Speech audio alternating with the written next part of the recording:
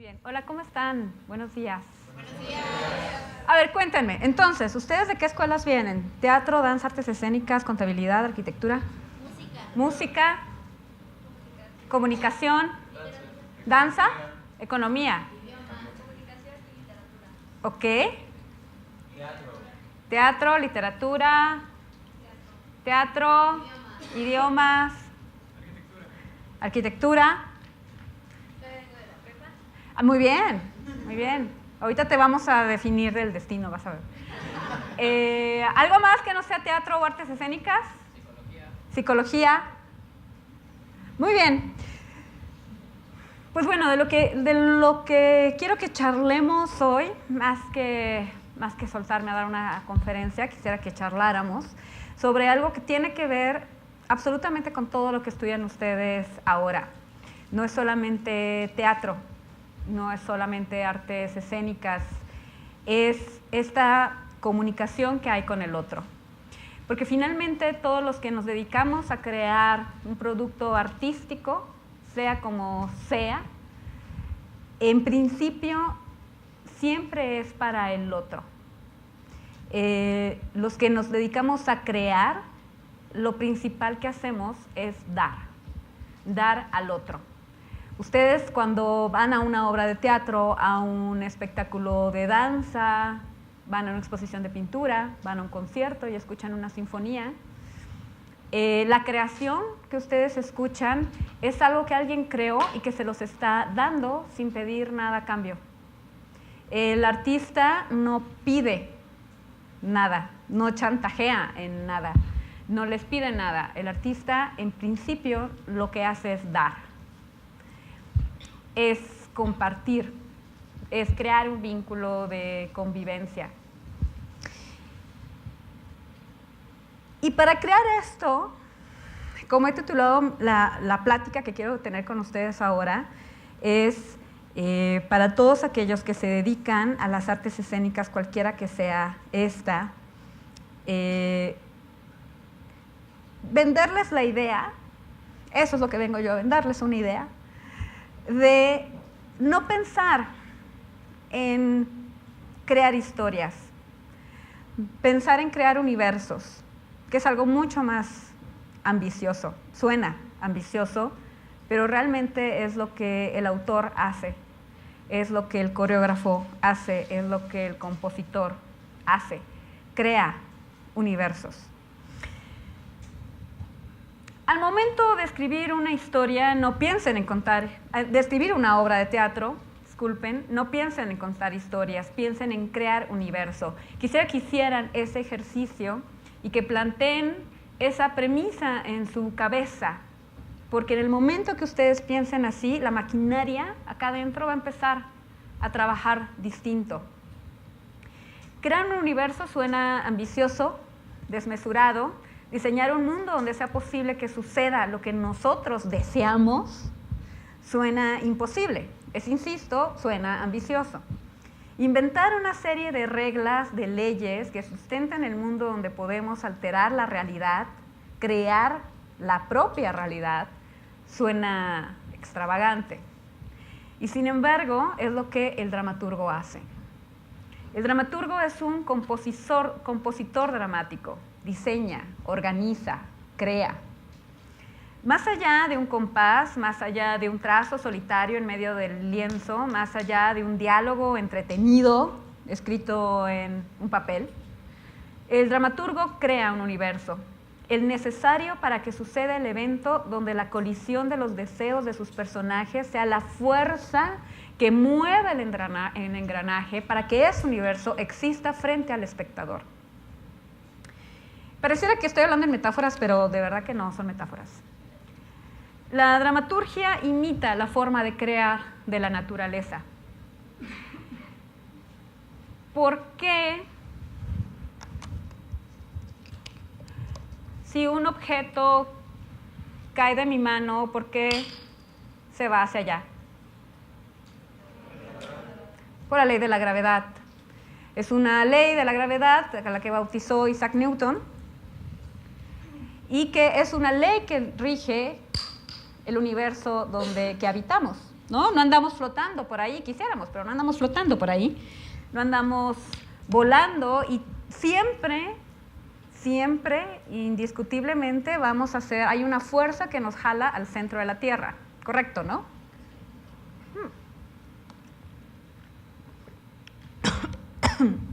Entonces, esa ley que rige este universo donde vivimos nos hace ser como somos, nos hace caminar, nos hace usar estos zapatos, nos hace andar de cierta forma por este planeta que habitamos. Asimismo, no nos cuestionamos por qué lo hacemos. No andamos todo el tiempo pensando por qué nuestro centro gravitacional está unido al centro de la Tierra, ¿correcto? Es así funciona, no lo cuestionamos. Como tampoco cuestionamos el por qué el personaje de Winnie en la obra de Samuel Beckett, Happy Days, está enterrado de la cintura para abajo.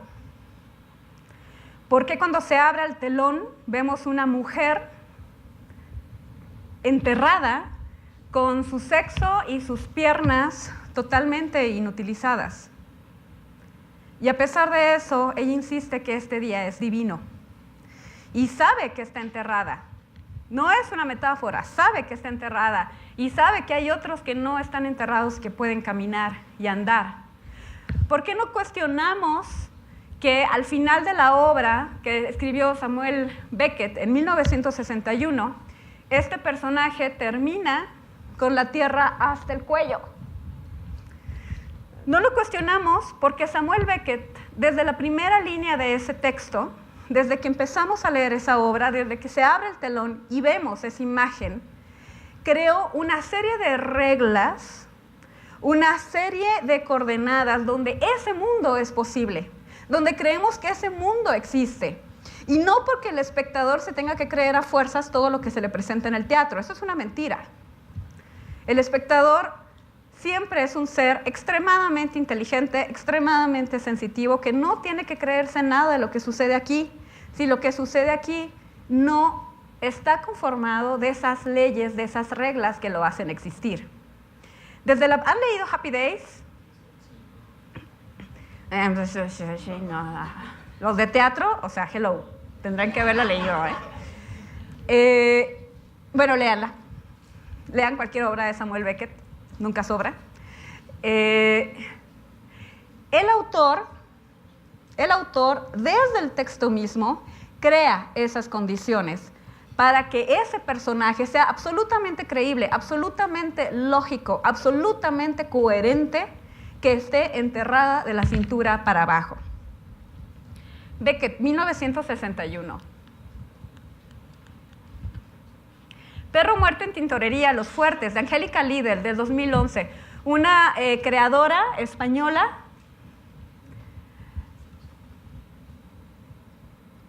donde crea un texto, donde crea y además lo lleva a escena, un texto donde no cuestionamos ese sofá arriba de ese pasto, no cuestionamos la historia de cómo entrecruza una severa crítica al sistema político, combinado con un actor que se queja de que un perro gana más que él, y música clásica.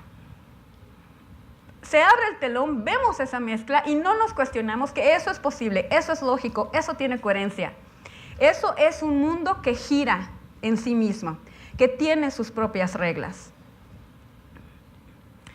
Y vámonos a otro ejemplo, Casa de Muñecas de Henrik Ibsen. Esa sí la han leído, ¿verdad? Sí. Esa es como agua de uso. O sea, es como tener ahí el texto siempre así, de echarle un ojo todos los días, sirve para todo. Ok, Casa de Muñecas de Henrik Ibsen. También Henry creó un universo que sucede solamente en la sala de esta casa donde vive Nora Helmer. No sucede en el baño, no sucede en 3 recámaras, no, todo está concentrado en esa sala y crea un universo específico para Nora, donde nos hace irnos adentro de su cabeza y poder empatar, sentir lo que a esta mujer le revoluciona en ese momento, que no nace en ese momento, sino que viene de una historia muy pasada, de toda su vida, el cómo renuncia a todo lo que ella conocía del mundo hasta ese momento, para irse a un mundo completamente desconocido, que es la independencia. Entonces, ¿creemos que Nora realmente se va de esa casa? ¿Lo han creído ustedes cuando han leído el texto? ¿O creen que es pura finta y luego regresa? Okay. ¿No? Bueno, lo creemos porque Henrik Ibsen creó ese universo para Nora, donde nos abre una ventana en la que invita al espectador a conocer las fuerzas y las debilidades de ese personaje y de todos los que la rodean, no solamente de ella. Y crea esa posibilidad. Entonces, a eso es a lo que me refiero cuando hay que pensar en universos, no en crear una historia. El público, imagínense al espectador, ustedes mismos. Ahora, cuando alguien va al teatro, imagínense a la gente, o sea, se tiene que bañar, bueno, si gusta, arreglar, tomar el coche, irse manejando, pasar el tráfico, llegar, hacer la cola para comprar el boleto, esperar. O sea, realmente deberíamos de pagarles nosotros a ellos, o sea, es mucho esfuerzo, ¿no? Llegar a la butaca, estar en la oscuridad, le prohíben prender el teléfono, le prohíben demasiadas cosas, tiene que estar así. Luego pareciera que tiene que aplaudir a fuerzas, aunque le guste o no. Y sin embargo, ¿por qué sigue yendo si lo tratamos tan mal? ¿Por qué sigue yendo el público al teatro? Porque el público va al teatro no a que le cuenten una historia. Para eso se lee el libro en su casa, tranquilamente con su cafecito a gusto, acariciando al gato, café, lectura. El público va al teatro porque va a ver un hecho vivo, va a que le compartan algo, va a espiar algo, va a dudar de algo, va a asomarse a un mundo que no es el suyo y que sin embargo puede encontrar como suyo. Va a arriesgarse a toparse con esa posibilidad. No quiere ir a entender algo, no quiere ir a que le expliquen algo, no quiere ir a ser pasivo y estar así sentado a que le cuenten algo. Quiere participar, quiere estar ahí, quiere estar dentro de esa casa. Quiere asomarse a esa casa que no es la suya. Sí, hay morbo, sí, claro, el público de teatro siempre es un morboso. Va a asomarse a casas que no son suyas, ¿no? A mundos que no son suyos, y lo maravilloso es cuando sucede algo en ese mundo que no es suyo, que de repente le repercute a él y encuentra una serie de cosas que son iguales, similares, o que lo llevan a otros lugares dentro de sí mismo y a él mismo hacer un viaje hacia otros mundos que se contienen dentro de él mismo. El público de teatro, el que compra un boleto para el teatro, no va a contemplar nada, compra un boleto para viajar a otros mundos. Y los responsables de crear esos mundos en un inicio somos los autores. Todos los que estén aquí, los que hacen danza, crear una coreografía, también crean un mundo. El que pinte y tome un lienzo, crea un mundo en ese lienzo, donde algún día va a ir alguien, se va a parar frente a esa pintura y va a encontrar algo en esa pintura que le va a mover algo dentro de sí mismo. Y vemos los tres ejemplos, no es una cuestión de tiempo. Lo vemos aquí en el teatro postdramático, lo vemos en el teatro de hace más de un siglo. Y lo vemos en Samuel Beckett, que en su tiempo se le dijo que era teatro del absurdo, etiqueta que está absurdamente mal aplicada. Pero es que no es absurdo, es simplemente que nos está presentando un mundo distinto con reglas distintas a las que nosotros tenemos acá, en este universo. Y si ustedes se plantean eso desde un principio al crear un texto, van a llegar mucho más lejos que poner en el papel un diálogo entretenido, un diálogo con chispa, ¿no? Un diálogo que a lo mejor los va a hacer divertirse un rato, pero no va a pasar nada más ahí, ni va a tener más mundo, ni va a tener más visión. Creo Yo personalmente, de la mejor manera que puedo entender esto, sería difícil ponernos a escudriñar en un texto ahora mismo, pero hay una manera muy fácil de entender esta concepción de universo. Con esta pintura. El Bosco creó esta obra de arte alrededor del 1500, no se ponen de acuerdo en qué momento lo hizo. No había Facebook, entonces no lo publicó en su momento, no se sabe en qué momento la pintó. Pero alrededor del año 1500. Está en el Museo del Prado en Madrid.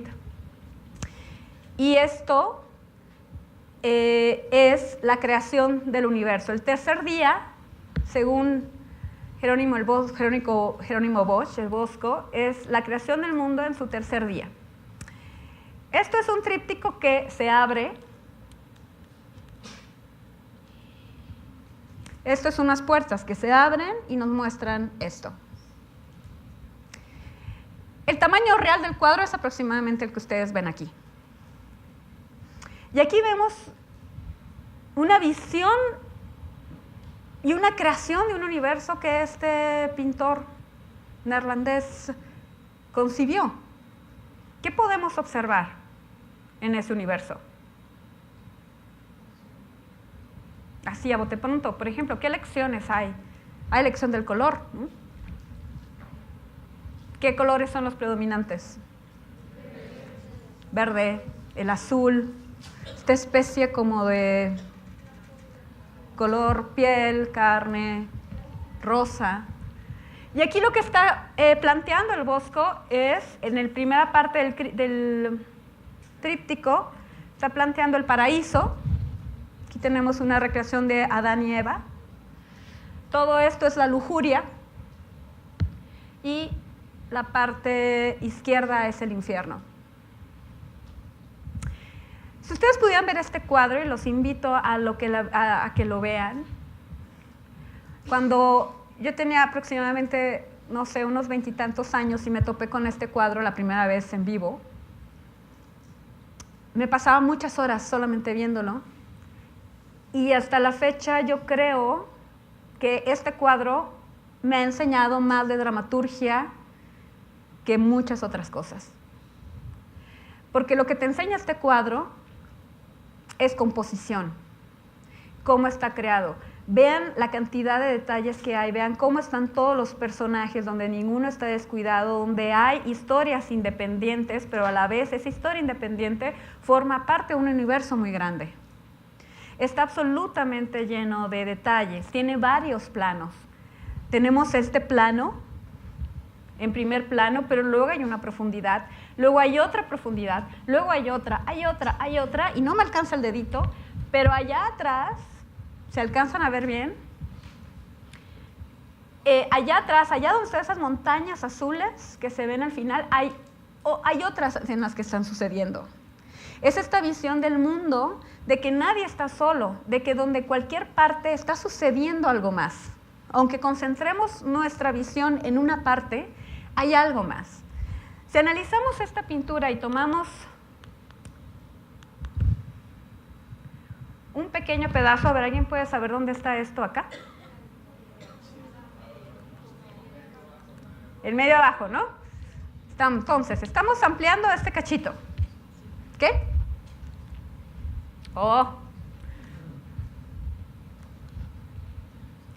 Estamos ampliando. ¿Qué vemos ahí? ¿Cuántos personajes hay ahí? ¿Algún personaje está sin una función dramática? ¿Está sin hacer nada? ¿Está de acompañamiento? O sea, ¿alguien está pasivo ahí? ¿Hay pasividad? ¿O hay movimiento? ¿Hay acciones? Hay complicidades entre algunos, hay aislamiento de otros, hay incluso convivencia de humanos con otro tipo de seres extraños y creados por el Bosco que no existen en nuestro mundo, pero existen aquí. Y existen ahí y por tal creemos que existen, no cuestionamos, existen porque existen ahí. Y porque el autor pudo crear ese mundo donde eso es posible. Y por tal, esto es posible. Y por tal, esto es posible. Y entonces, si nosotros tomáramos ese pequeño detalle del detalle, se enfocáramos en esa pintura y viéramos simplemente a esos personajes, pudiéramos escribir una obra entera de eso. ¿Qué se nos puede ocurrir? ¿Qué nos motiva esa imagen?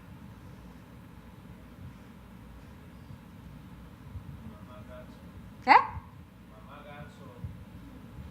Bueno, sé que está hablando de la gula. Bueno, en el cuadro en general. Bueno, ajá. Tú sí conoces el cuadro. Sé que está hablando de la gula y pues en muchas pequeñas escenas dentro de la mitad del cuadro, esta es una de esas que trata la gula. Ok. Bueno, independientemente que sepas eso, se ocurrirían muchas cosas, se les podrían ocurrir muchísimas cosas. ¿A qué le está diciendo ese personaje al otro que está así? ¿Qué le está diciendo y por qué está escuchando como que se hace la que no quiere oír, pero está así de la otra de acá? ¿Y por qué esta le está ignorando? Para empezar, ¿son hombres o son mujeres? También hay una cuestión medio andrógina en los personajes del Bosco. O sea, no está tan definido. O sea, si lo ven de lejos, el sexo no está como tan definido. Entonces, tomando por ejemplo lo que decías tú, si escribiéramos una obra de teatro, escribiéramos una coreografía, cualquier cosa que nos pudiera motivar, el observar ese simple detalle de un mundo más grande, ese simple detalle contiene todo el mundo de afuera. Como decía ella, bueno, es que yo sé que toda esa parte del tríptico habla de la gula. Y simplemente con esta imagen tan precisa podríamos intuir eso, sin ver todo el cuadro. ¿Están de acuerdo? Podría ser. Podrían ser muchísimas cosas que podemos intuir porque esto no está aislado. Hay un mundo que lo rodea. Ay, se me olvida que tengo que apuntar para allá. O sea, hay un mundo que lo rodea y que ahí está. Entonces, cuando escribimos una obra de teatro, suele suceder mucho que de pronto escribimos la obra y pareciera que los personajes están adentro de un búnker y 8 metros bajo tierra. Y aunque la escena esté en un parque, sentados en un parque, pareciera que no existe el universo entero alrededor de ellos. ¿No? Se concentran solamente en el diálogo y en lo que está pasando ellos ahí, pero no hay una sensación de que hay un universo que los rodea. Si ponemos a 2 personajes en un parque, en una banca, ¿qué tanto pasa en un parque, en una banca? ¿Qué tanto hay? Hay coches, hay accidentes, hay niños, hay perros molestos, hay pajaritos, hay un árbol que se cae, hay 1000 cosas, está la vida entera que rodea a esos personajes. El espectador no lo ve, no es visible en el escenario, solamente tenemos esos 2 personajes en el parque, pero a través de esos 2 personajes sentados en el parque, el chiste es que el espectador vea todo ese parque. ¿Me explico? Y eso es algo que hay que considerar a la hora de escribir. Que los personajes, todo lo que hagamos, no están aislados del mundo. No están aislados de las fuerzas que rigen ese mundo, de las reglas que rigen ese mundo. Lo que pasa es de que lo que hacemos como autores es enfocar en algo.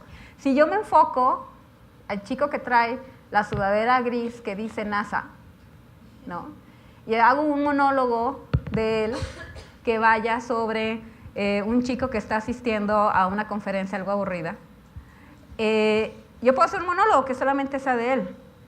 Y el espectador solamente lo va a ver a él, porque el autor decide en dónde enfoca la mirada. Pero si hago el monólogo de un chico en medio de una conferencia aburrida, ¿él está solo en la conferencia? No, están todos ustedes. Están todos ustedes, estoy yo, están los chicos de la cabina, están esos que están aquí sentados no sé por qué, está el de la cámara, hay muchas cosas. ¿Ok? Entonces, en el momento a lo que voy de concebir no solamente la historia de él, sino concebir un universo, es que en la escritura dramática, el afuera, el entorno, la vida misma, tiene que ser considerada, ¿no? Si yo estoy haciendo un monólogo de él, él también está siendo afectado por estos que están llegando y se están atravesando. ¿ok? Está siendo afectado por ahorita que ustedes acaban de reír y él no. Y le puede ser molesto, ¿o no?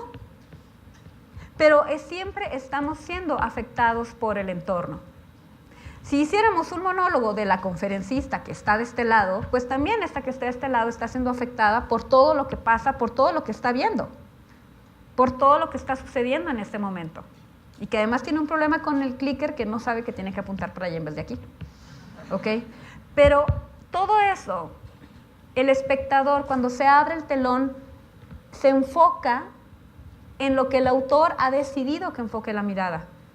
Si hago yo un monólogo de una conferencista, no tendría que tener 60 actores sentados en las butacas, ¿no? No tendría que haber 60 personajes.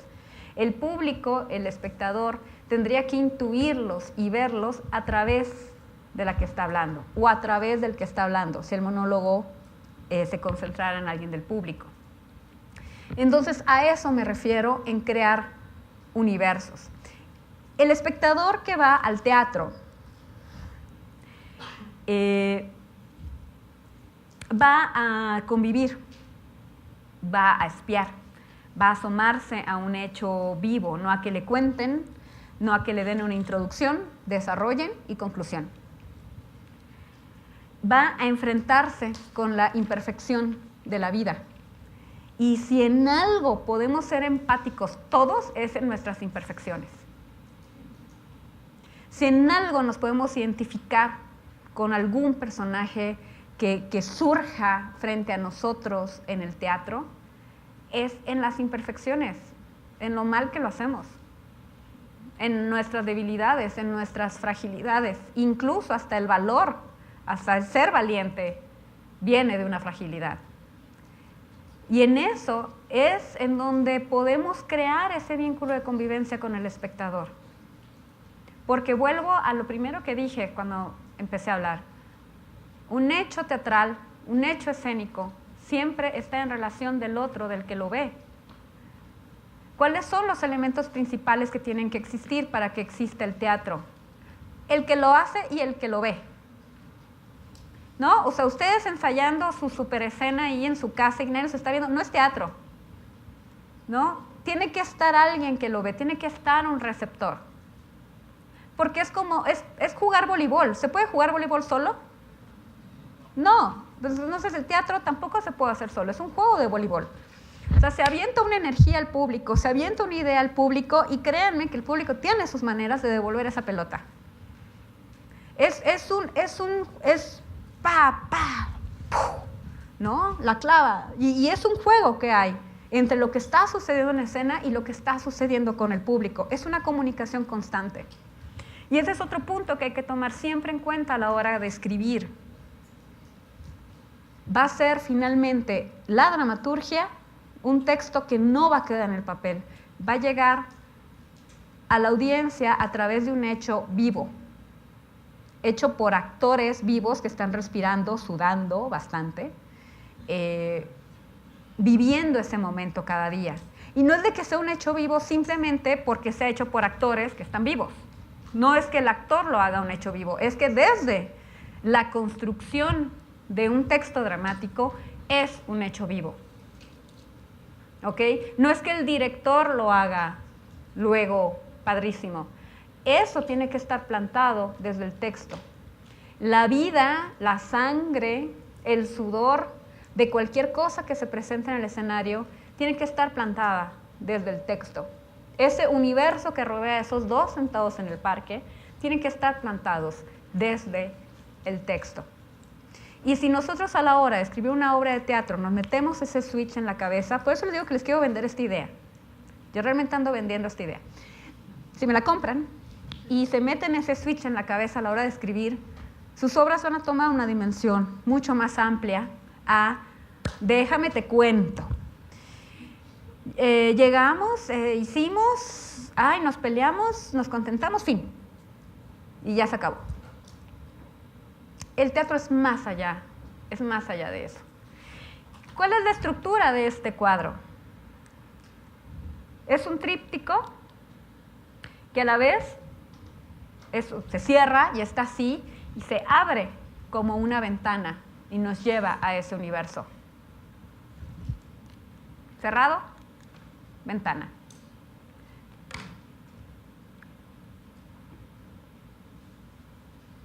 Crear ventanas por las cuales el espectador pueda asomarse a otras vidas. Cuando ustedes van caminando por la calle, no sé qué tan metiches y curiosos sean, no sé, pero cuando ustedes van caminando por la calle y hay una ventana abierta y les llama la atención algo, ¿no? Es una casa desconocida, no es de ustedes, ¿no? O es, por lo general son casas, ¿no?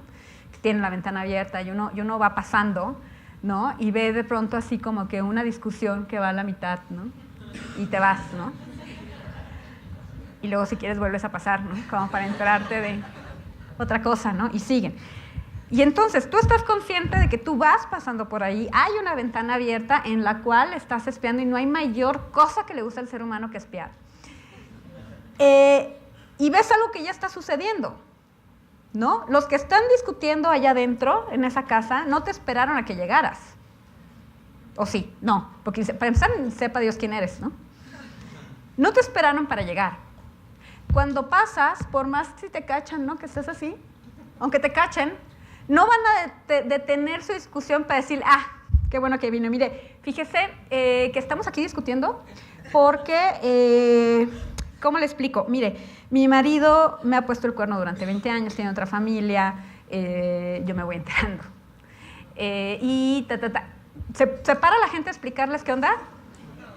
Ok, gracias. Entonces, ¿por qué en el teatro de pronto hay obras donde introducción? Somos una familia disfuncional que tenemos problemas por esto y lo otro, y y empiezan con una introducción larguísima. Y ya como a los 40 minutos empieza a pasar algo, ¿no?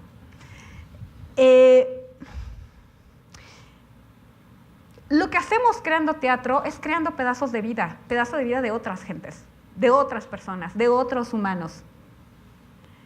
Y el teatro tiene que incidir en medio de esas vidas.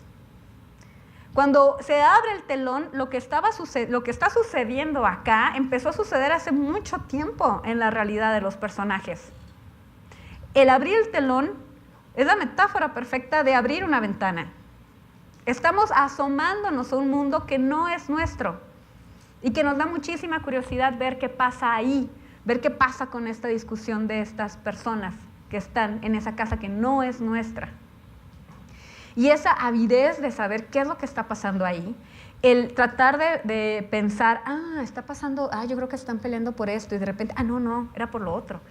Pero luego pasó lo otro. Y entonces vas descubriendo y descubriendo y descubriendo, es lo que lo hace al espectador estar ahí, convivir con el otro, que es el que está acá. ¿Le suena eso? ¿O no?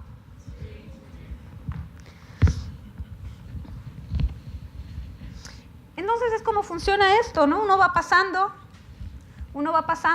por una ventana cerrada, se abre el telón y encontramos una serie de personajes, de situaciones, de pasiones, de sudores, de catástrofes, de caricias, de traiciones, de amores, de miles de cosas. Y lo que está haciendo el teatro es ofrecernos ese mundo distinto para habitarlo con la escena en el instante que dura una representación. Ahora, después de hacer esta ventana, hay que pensar en otro factor importante. Después de... ¿Qué? Que yo aquí... sí, pero no estoy moviendo, estoy así nada más. ¿En qué iba yo? Gracias. Ok, entonces estamos en lo de la ventana, en el universo. Ahora, pero para crear ese universo tan grande que de pronto tiene que estar en nuestra cabeza como autores, el otro asunto es poder llegar, ¡ay, Dios mío! ¡Ay! A la montaña,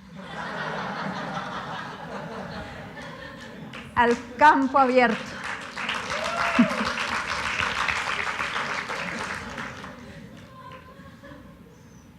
Ok. Me están regañando mucho de cabina, muchachos, ¿eh?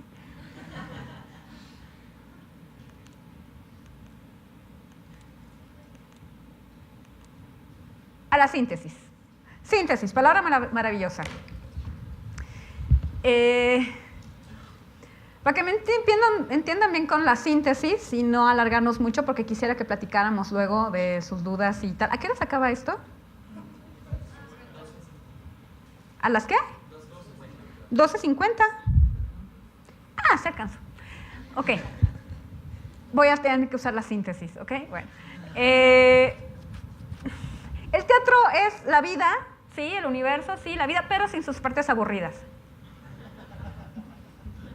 Punto, fin de la conferencia. ¿A qué me refiero? La síntesis es diferente a un resumen, ¿no? En sus clases, hazme el resumen del no sé qué, y entonces es hacer como algo así, ¿no? Y que más o menos ahí como que cuadre la información y esté ahí. Pero la síntesis, en el sentido que lo estoy usando ahora, es en encontrar la esencia de la cosa, la esencia de ese universo, la esencia de qué es lo que yo quiero que suceda en el escenario, qué es lo que yo quiero que rebote en el espectador. Salud. Salud, salud, salud, salud, salud. Ok.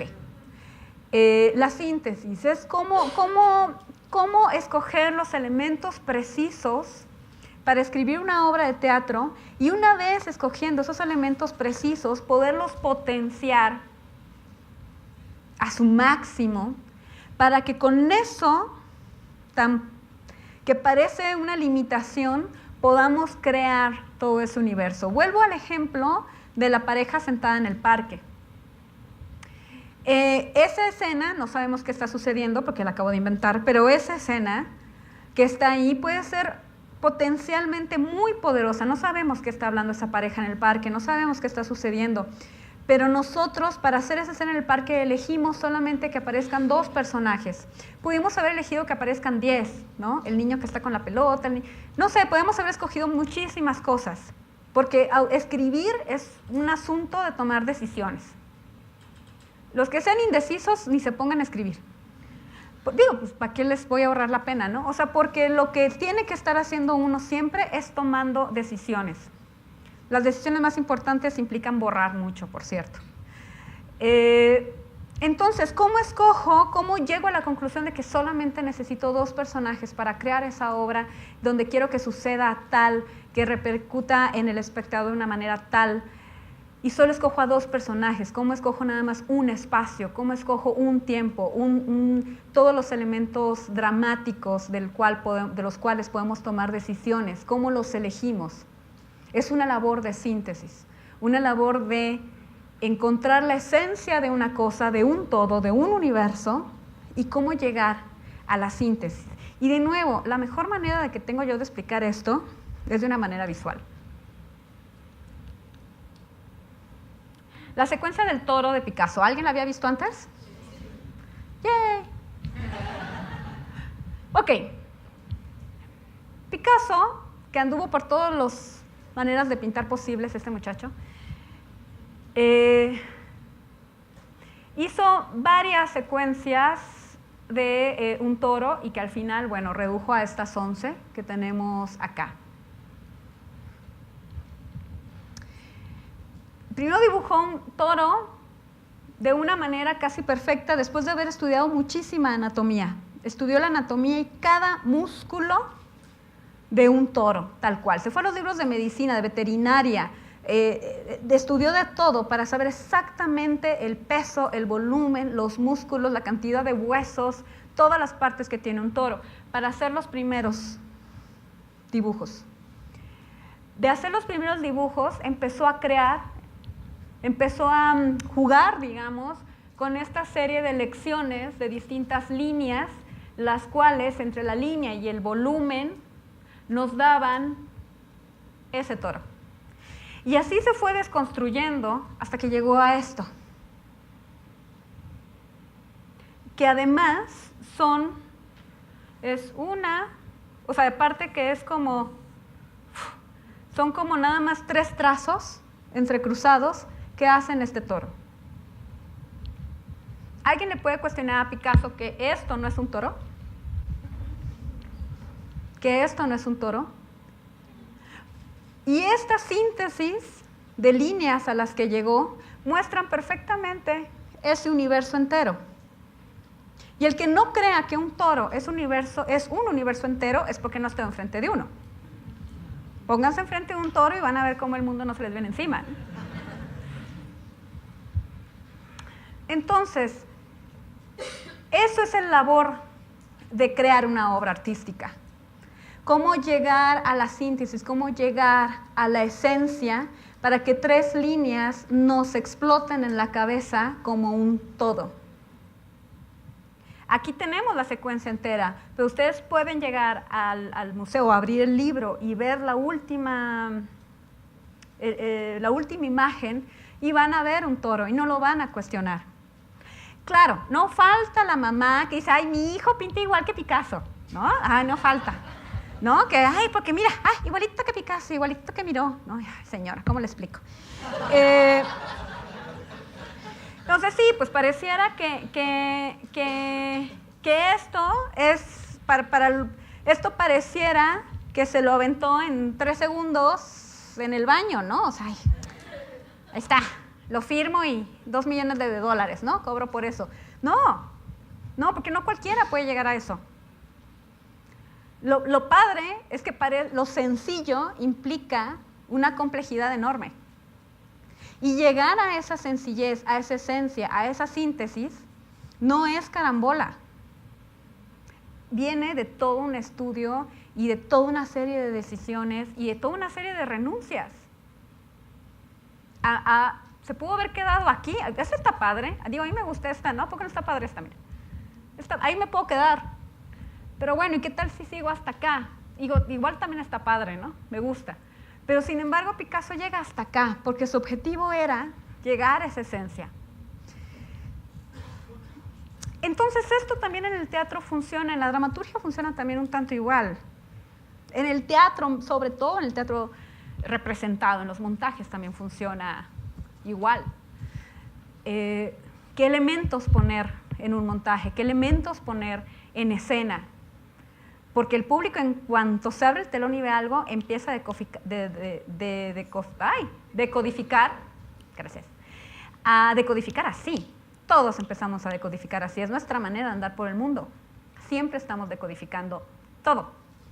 Ni siquiera tenemos que pensarlo para hacerlo, lo estamos haciendo siempre.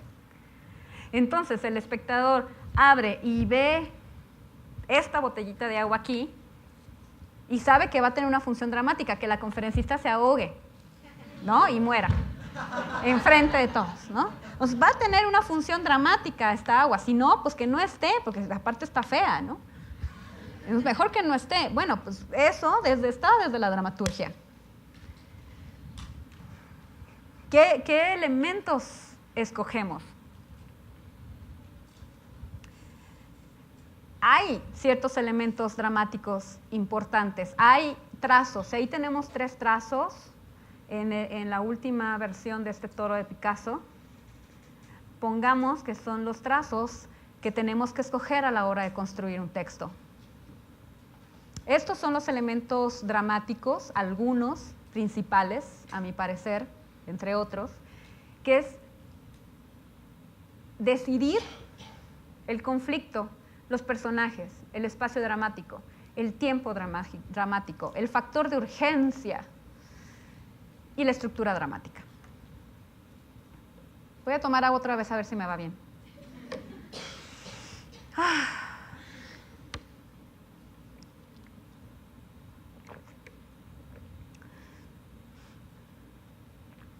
Estas son esas líneas a las que tenemos que llegar a definir, a decidir, a sintetizar para escribir una obra.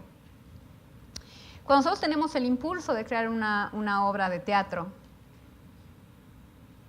es un impulso, creo yo, muy distinto a escribir una novela, un cuento, ¿no?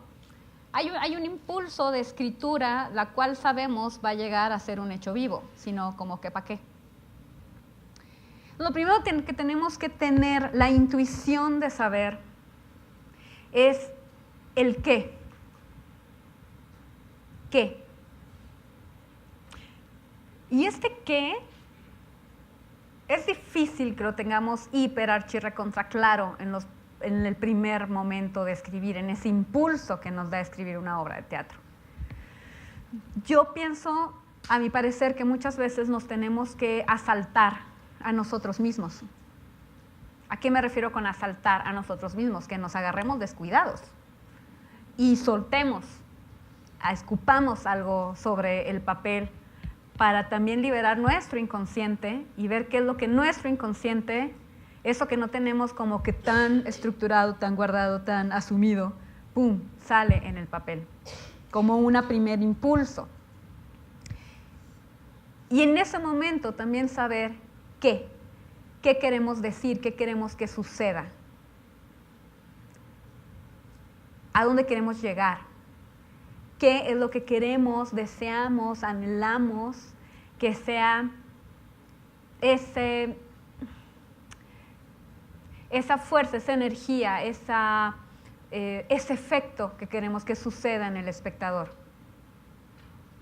¿Qué? El qué. A lo largo de mi vida vi muchas personas de pronto dicen, no escribas nada si no tienes nada que decir, ¿no? En lo cual me parece una tontería absoluta, porque no creo que exista nadie en este mundo que no tenga algo que decir. Lo que pasa es que no sabemos cómo, pues oye, pues tampoco, pues por eso vienen a la escuela, ¿no? Pero todos tenemos algo que decir, algo que mostrar, algo que compartir. Cualquier vida de todos los que estamos aquí en este espacio y los que están allá, y unos musiqueros que están aquí al lado que ahorita vi, y los que están ahí en el lago, sentados, o en el sol, todos, absolutamente todos tenemos una vida tan compleja, así tengamos 5 años, 80, hay una vida muy compleja, de lo cual, y tenemos una visión del mundo. A veces no estamos acostumbrados a expresarla, ¿no? Siempre nos lo guardamos por N razones, pero siempre hay un qué. Siempre hay un qué que nace de nosotros mismos. Entonces, encontrar ese qué quiero que suceda. Más en qué quiero contar, insisto. ¿Qué quiero que suceda? El teatro es un hecho vivo. Lo que vemos aquí en el escenario es un hecho vivo, es un suceso, es un evento. No es un cuento.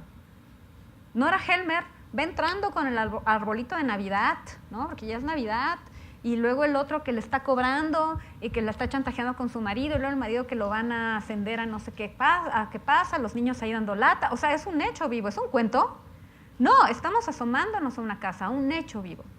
Entonces, pensar siempre en que lo que estamos diseñando, más que escribiendo, estamos diseñando un suceso, un hecho, más allá de déjame te cuento una historia.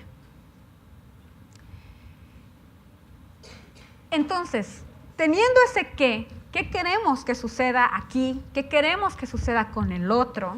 Entonces, ya nos ponemos a pensar en el cómo. ¿Cómo le hacemos? ¿No? Ahí siempre la pregunta.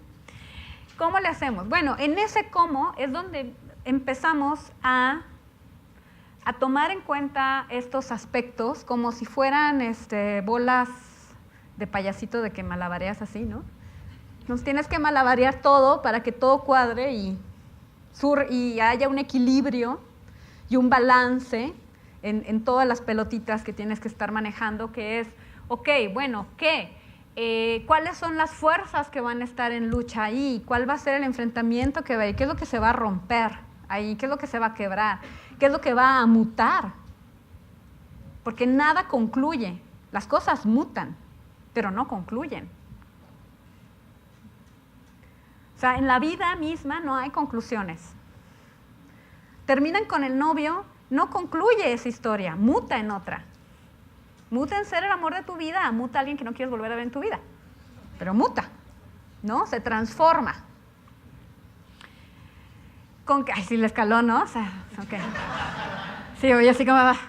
Bueno, entonces, ¿qué va a ser lo que sucede? ¿Y cuál va a ser esas fuerzas en lucha? ¿Con cuántos personajes lo voy a hacer? ¿Quiénes son esos personajes? ¿Cómo les voy a dar vida a esos personajes? Me dicen que han leído Pequeñas Certezas, ¿no? Mi obra. Bueno, son 5 personajes, ¿no? Bueno, los primeros borradores que yo tenía de esa obra eran 7. Ya no sé quiénes eran los otros 2, pero no, sí eran 7, eran más. Y llegó un momento en que dije, a ver, según el qué quiero que suceda, tengo que hacer una labor de síntesis y ver con cuáles me quedo para que confluya y todo vaya hacia ese qué. Y entonces ahí, con la frialdad que me caracteriza, eliminé 2 personajes, y no ha sido la única vez.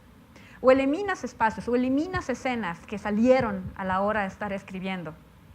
Y el momento más, para mí más emocionante también es el momento de editar, de borrar, de quitar, de pulir, de afinar, de llegar a la síntesis, de llegar a esas 3 líneas del toro. ¿Cuál va a ser el espacio dramático? ¿Cuál va a ser el tiempo dramático? ¿Y por qué insisto siempre no siempre poner la palabra dramático aquí, dramático y dramático aquí? O sea, no es espacio y tiempo. La elección del espacio y del tiempo también cuentan, también influyen. Es lo mismo un encuentro con quién quieren encontrarse. Díganme una opción. Un encuentro entre quién y quién. ¿Quién? Lady Gaga y quién. Ok. Es lo mismo el encuentro entre Lady Gaga y Madonna en un concierto masivo, donde ambas son público en el concierto masivo y están oyendo a Maná. ¿Ok? O el encuentro entre Lady Gaga y Madonna en un baño público, el cual se ha quedado atorado y no pueden salir. ¿Es lo mismo? No. ¿Qué influye? El espacio dramático. El espacio dramático va en función también de eso que queremos llegar. Si yo quiero hacer escribir una obra donde 2 íconos, 2 superdivas, se enfrentan en no sé qué puede pasar entre esas 2, sinceramente, pero en lo que quieran ustedes que pase.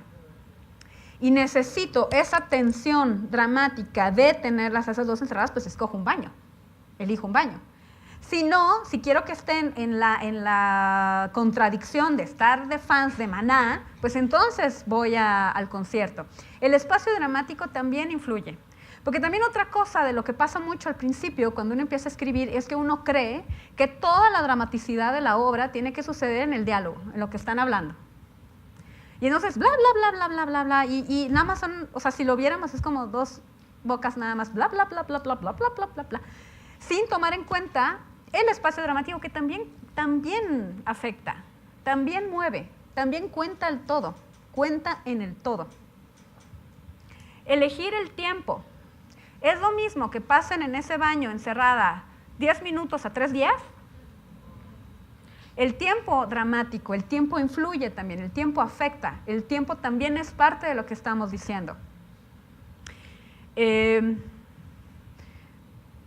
¿Cómo quiero que llegue al espectador? Influye que esos 3 días lo veamos en los primeros 10 minutos, después de 12 horas, y después de 24 horas, a que hacer nada más la primera hora continua que estuvieron encerradas. Al espectador le va a dar una información distinta. Sí, porque después de 24 horas estos personajes pues ya no van a ser igual, porque ya pasaron 24 horas que estuvieron encerradas en el baño, su afectación va a ser otra, y es lo que yo quiero mostrar al público, y entonces por eso lo pongo 24 horas después. Si nada más quiero como ese impulso de puta, me quedé encerrada con esta güera, no sé, pues igual a lo mejor nada más pongo la primera hora. Pero esa es una decisión del autor en relación a qué quiero que le llegue al público, en relación a qué es lo que quiero que suceda, a qué es lo que quiero mostrar, cuál es el hecho que quiero que suceda en el escenario. La urgencia, esa es así palabra clave, porque de pronto pareciera que los personajes no tienen nada que hacer. Nada. Pueden estar ahí y seguir ahí 8 días, no pasa nada.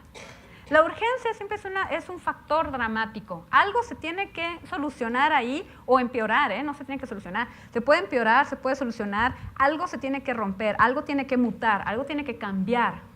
Porque de todo el universo, como lo llamamos en el Bosco, ¿por qué nos vamos a clavar en esa figurita de allá abajo? ¿Por qué vamos a elegir ese pedacito de vida para poner en el escenario de todo lo que podríamos elegir? Porque en ese instante, en ese lapso de tiempo dramático que pasa la obra, algo sucede. En relación a eso va el sentido de urgencia. ¿Qué es lo que va a suceder en ese momento? ¿Por qué en ese momento y no en otro? Esto va así como muy por vuelo de pájaro explicado todo. Y la estructura dramática, palabra misteriosa, es pues también justo cómo vamos a organizar todo eso. Es la organización de la obra. Cómo lo organizó el Bosco en un tríptico que se abre y muestra, porque eso da una sensación. ¿Qué diferencia hubiera sido si solamente es una pintura y la de en medio?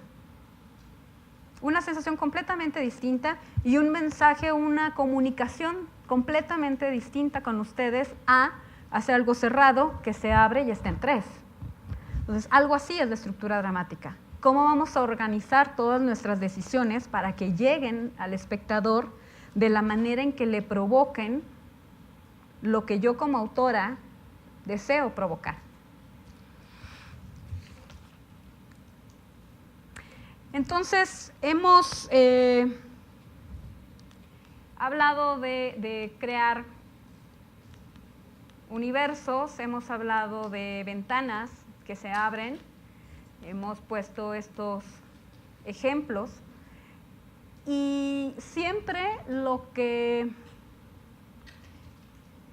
después de cualquier técnica puede darle a alguien para escribir una obra, escribir una pintura, crear una coreografía, crear un sistema financiero, el de economía que está por aquí.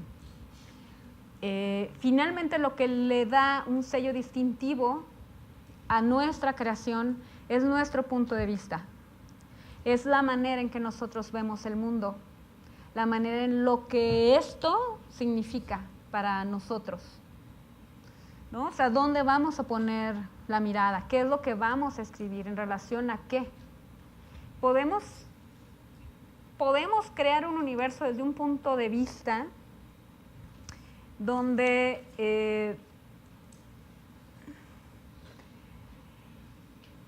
hay un mundo claustrofóbico, como la casa de Nora Helmer, donde una mujer es sometida a la violencia doméstica, que es el caso de Nora Helmer.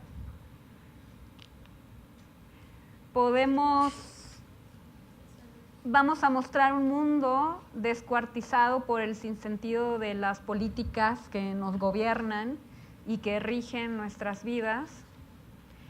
Vamos a crear un mundo donde nos inmoviliza el deseo, donde nuestros deseos han sido enterrados y sobrevivimos gracias a la rutina.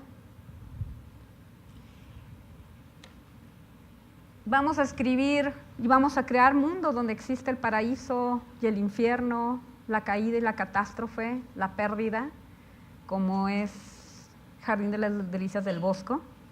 Esa visión del mundo que nosotros tenemos, eso que nos interesa, que nos apasiona, que nos mueve a meternos en la faena de escribir una obra, tiene que ver con qué, cuál es nuestra visión del mundo.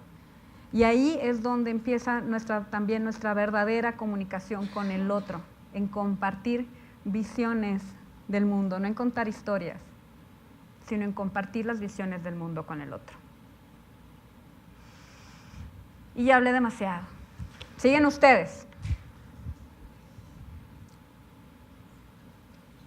¿Preguntas, comentarios, quejas?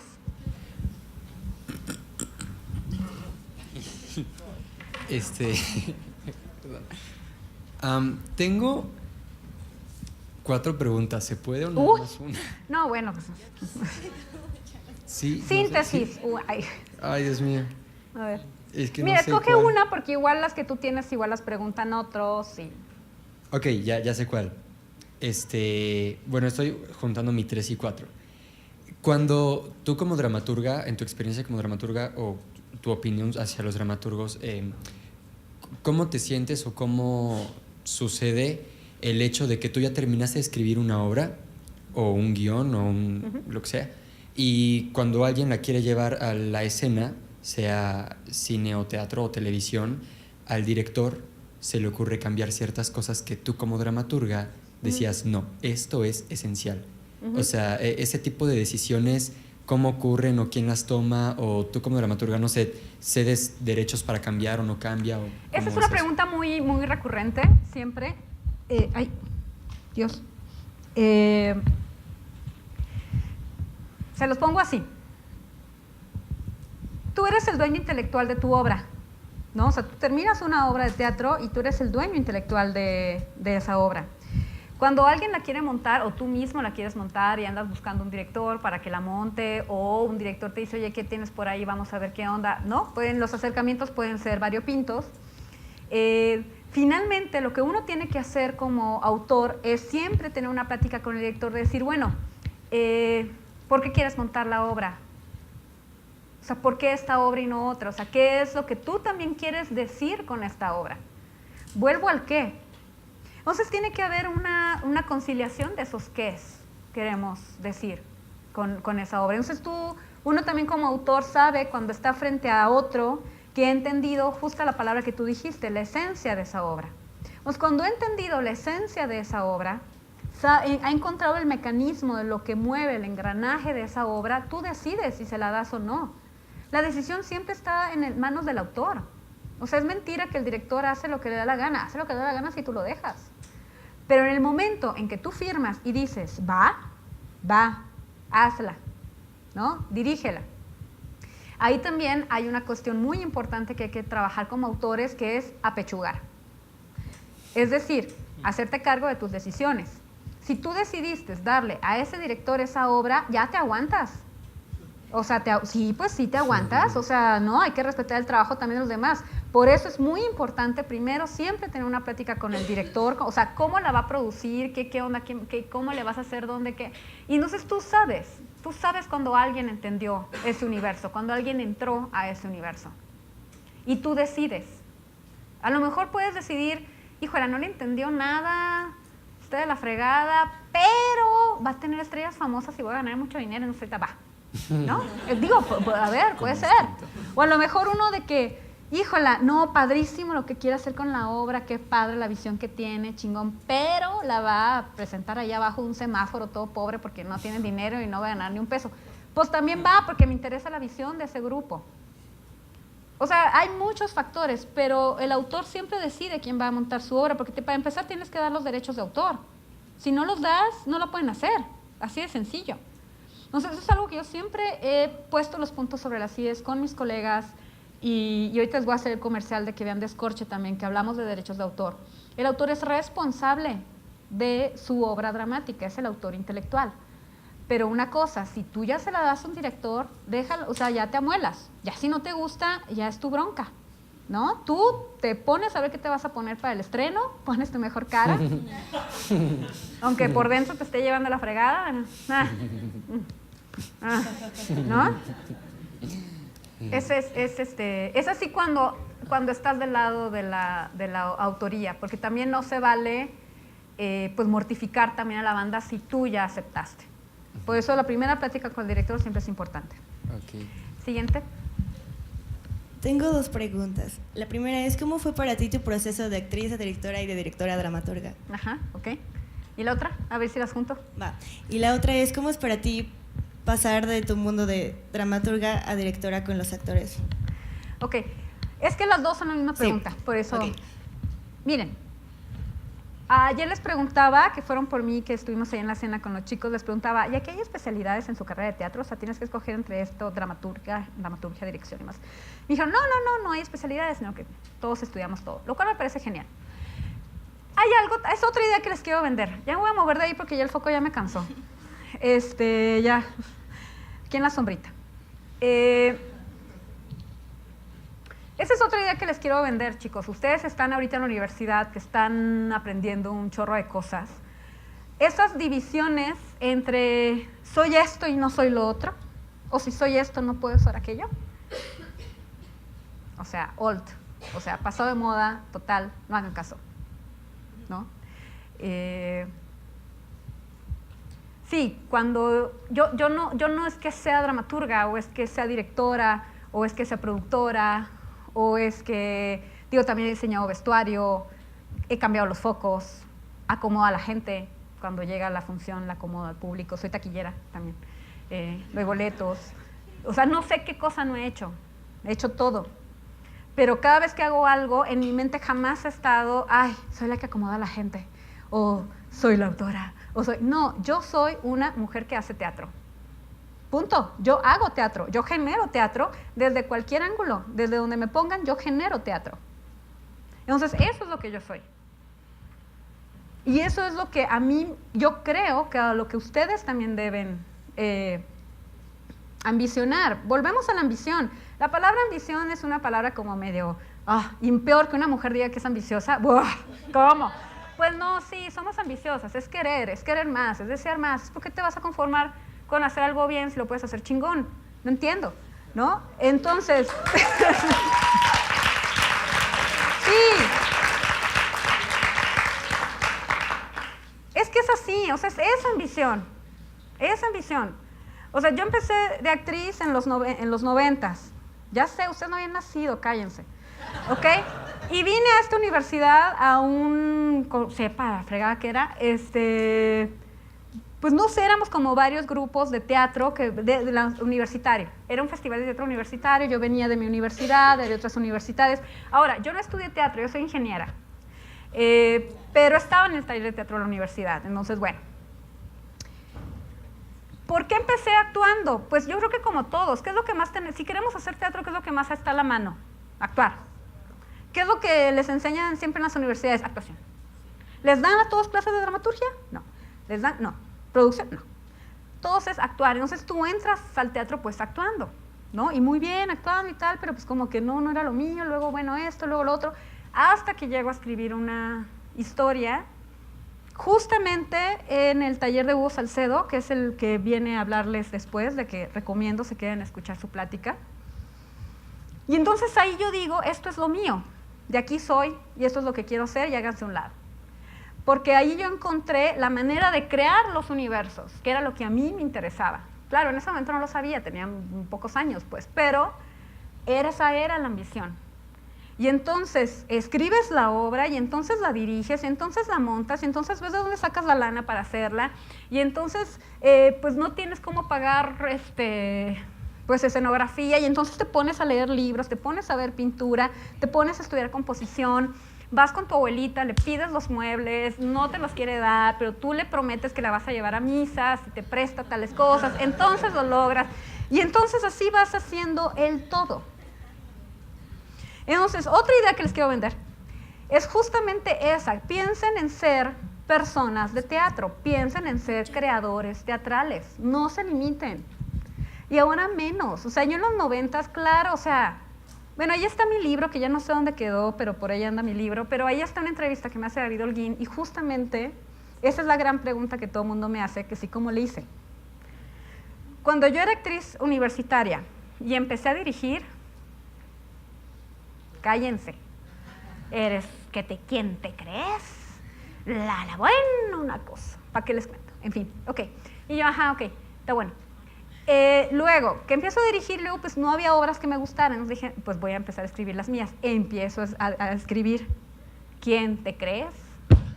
No, peor, todavía, peor. ¿Por qué? Porque, chicas, ser directora y ser dramaturga son posiciones de poder. Son los que toman las decisiones. Y esa es una posición de poder y eso ha costado muchísimo trabajo en el teatro mexicano, que eso sea como... Es tolerado en el sentido de, ok, ahí viene el acolio, ok, ¿no? Pero no es aceptado, todavía, se los digo así, ¿ok? Entonces, sí, todo el mundo te va a decir, no hagas eso, no eres esto. A mí me gritaron 1000 veces en mi cara, no te dediques a eso. Y está bueno, nos vemos en 10 años a ver qué estás haciendo tú y qué estoy haciendo yo. ¿No? Entonces, respondiendo a tus dos preguntas, No hay transición entre una y otra cosa. La transición realmente ha sido para los otros, ¿no? O sea, yo después de dirigir y montar mis propias obras, de pronto dije, me nació la necesidad de dedicarme a la escritura, de realmente meterme al mundo de la escritura, a crear esos mundos. Entonces, por 10 años me puse a escribir, y salieron todas las obras que ustedes conocen y más, ¿ok? Luego dije, ok, está bueno, ya llegué aquí, perfecto, muy bien. Ahora otra vez tengo ganas de ponerme a dirigir, ¿no? Entonces volví a hacerlo después de 10 años. Pero como en el DF no lo había hecho, esto lo había hecho en Baja California, yo soy de Baja California. Entonces, como en el DF no había dirigido, no me conocían así, fue así como, pero ¿a quién se te ocurre? ¿Por qué te pones a dirigir si tú eres dramaturga? No te arriesgues, tú eres muy respetada como dramaturga, no te arriesgues a dirigir. ¿Qué te pasa? O sea, eso yo lo hacía desde que tengo 20 años, pues, ¿no? Ya me van a callar, pero entonces, bueno, para cerrar simplemente esa idea y contestando tu pregunta, Frida, la transición de que a dónde les llegue su deseo de hacer teatro, dejen que la transición sea en los otros, ustedes háganlo.